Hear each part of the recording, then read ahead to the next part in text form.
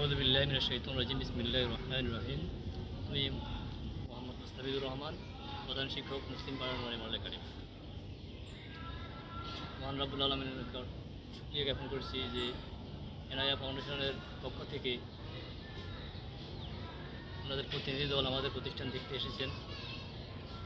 ওনারা আমাদের প্রতিষ্ঠান ঘুরে দেখেছেন, আমাদের ক্লাসরুম দেখেছেন।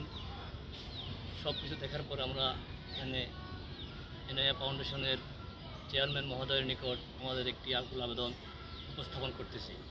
সেটি হচ্ছে আলহামদুলিল্লাহ আমাদের প্রতিষ্ঠানটি 2014 সালে প্রতিষ্ঠিত হয়ে 2015 সালের জানুয়ারি থেকে এ পর্যন্ত এসে পৌঁছেছে। আমাদের প্রতিষ্ঠান শুরু থেকে এ পর্যন্ত সুনামের সহিত আমরা পরিচালিত করে এসেছি। বর্তমানে আমাদের যেই সংকটটি আমরা মোকাবেলা করতেছি সেটি হচ্ছে আমাদের ক্লাসরুম নিয়ে আমরা একটু সংকটে আছি। আমরা বর্তমানে আমাদের যে প্রতিষ্ঠান ভবন, এই প্রতিষ্ঠান ভবনে আমাদের 4টি ক্লাস চলতেছে। আমরা বাকি 3টি ক্লাস আমাদের মসজিদে অপারক হয়ে চালিয়ে চাইতেছি।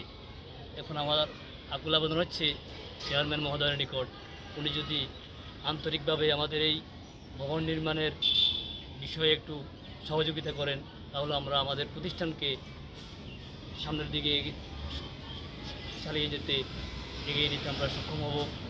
আমি চেয়ারম্যান মহোদয়ের নিকট আমাদের এই ভবন নির্মাণের জন্য যদি আন্তরিকভাবে সহযোগিতার আবেদন করে আমি আমার সংক্ষিপ্ত বক্তব্য এখানে শেষ করছি। আসসালামু আলাইকুম ওয়া রাহমাতুল্লাহি ওয়া বারাকাতুহু। আমরা যেখানে দাঁড়া রয়েছি আমরা সংকুল